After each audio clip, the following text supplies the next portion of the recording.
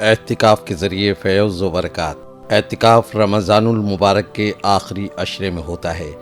یعنی 20ویں روزے کی شام کو غروب آفتاب سے شروع ہوتا ہے اور عید کا چاند نظر آنے پر ختم ہو جاتا ہے۔ یہ اعتکاف سنت موقدہ علی الکافیہ ہے۔ مولانا حافظ فضل الرحیم اشرفی حضرت عبداللہ بن عباس رضی اللہ تعالی عنہ سے روایت ہے کہ رسول اللہ صلی اللہ علیہ وآلہ وسلم نے اعتکاف کرنے والے کے حق میں یہ فرمایا کہ وہ گناہوں سے بچا رہتا ہے اور نیکیاں اس کے لیے جاری کی جاتی ہیں، ایسی نیکیاں جیسی کہ عام طور پر نیکیاں کرنے والے ہر قسم کی نیکیاں کرتے ہیں۔ اعتکاف کا لفظی مطلب ہے روکنا اور منع کرنا۔ چونکہ انسان اعتکاف میں اپنے آپ کو چند مخصوص باتوں سے روکتا ہے، اس لیے اسے اعتکاف کہتے ہیں۔ اعتکاف رمضان المبارک کے آخری عشرے میں ہوتا ہے، یعنی 20ویں روزے کی شام کو غروب آفتاب سے شروع ہوتا ہے اور عید کا چاند نظر آنے پر ختم ہو جاتا ہے۔ یہ اعتکاف سنت موقدہ علی الکافیہ ہے، یعنی کسی بستی اور محلے سے ایک آدمی بھی اعتکاف کر لے تو سب کے ذمے سے اتر گیا، اور اگر بستی یا محلے میں سے کسی نے بھی اعتکاف نہ کیا تو وہاں کے تمام مسلمان گنہگار ہوں گے۔ مرد کے اعتکاف کا طریقہ یہ ہے کہ 20ویں روزے کی شام کو مغرب سے پہلے مسجد میں داخل ہو اور پھر عید کا چاند نظر آنے پر مسجد سے باہر نکلے۔ اس دوران کھانا پینا، سونا جاگنا، پڑھنا لکھنا سب کچھ مسجد کے اندر رہ کر کرے گا، البتہ ضروری حاجت کے لیے مسجد سے باہر نکل سکتا ہے۔ اگر بغیر عذر کے ایک لمحے کے لیے بھی باہر نکلا تو اعتکاف ٹوٹ جائے گا۔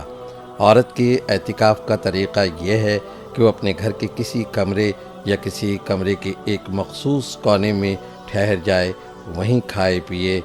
وہیں سوئے، صرف ضروری حاجت کے لیے اپنی جگہ سے باہر جا سکتی ہے۔ اعتکاف کی حالت میں بالکل خاموش رہنا ضروری نہیں، اعتکاف کی حالت میں بالکل خاموش ہو جانا اور خاموشی کو عبادت سمجھنا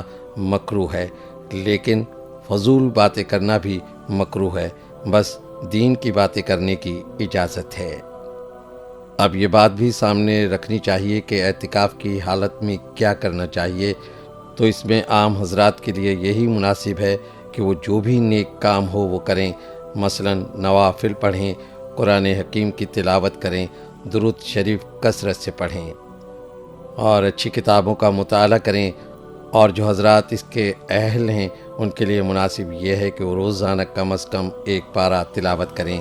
اور پھر اس کے بعد اسی پارے کی تفسیر اور ترجمے کا مطالعہ کریں۔ جب ہم حضور اکرم صلی اللہ علیہ وآلہ وسلم کی احادیث مبارکہ کا مطالعہ کرتے ہیں تو ہمیں اعتکاف کے بڑے فضائل معلوم ہوتے ہیں، جس سے ذہن میں اعتکاف کی اہمیت پیدا ہوتی ہے۔ چنانچہ حضرت عائشہ رضی اللہ تعالی عنہا سے روایت ہے کہ رسول اللہ صلی اللہ علیہ وآلہ وسلم رمضان کے آخری عشرے میں اعتکاف فرمایا کرتے تھے،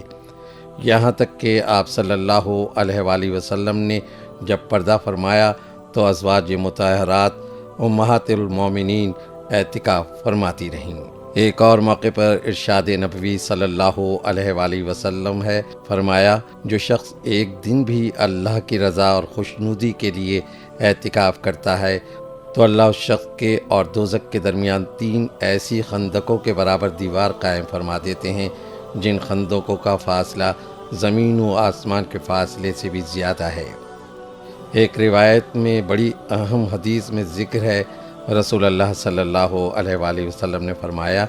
جو شخص رمضان کے آخری عشرے میں اعتکاف کرے تو اسے 2 حج اور 2 عمروں کے برابر ثواب ملے گا۔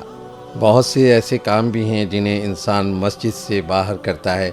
تو اسے ثواب ملتا ہے، لیکن اعتکاف کی حالت میں وہ کام نہیں کر سکتا، مثلا نہ کسی کی عیادت کے لیے جا سکتا ہے، نہ کسی جنازے کے ساتھ جا سکتا ہے، نہ کسی کی خیر خواہی وغیرہ کے لیے جا سکتا ہے، تو اس کے بارے میں حضرت عبداللہ بن عباس رضی اللہ تعالی عنہ سے روایت ہے کہ رسول اللہ صلی اللہ علیہ وآلہ وسلم نے فرمایا اعتکاف کرنے والا گناہوں سے تو محفوظ رہتا ہی ہے اور اس کے لیے نیکیاں اتنی ہی لکھی جاتی ہیں جتنی کرنے والے کے لیے اللہ رب العزت ہمیں رمضان المبارک کے آخری عشرے کی تمام نیکیاں سمیٹنے کی توفیق نصیب فرمائے، آمین۔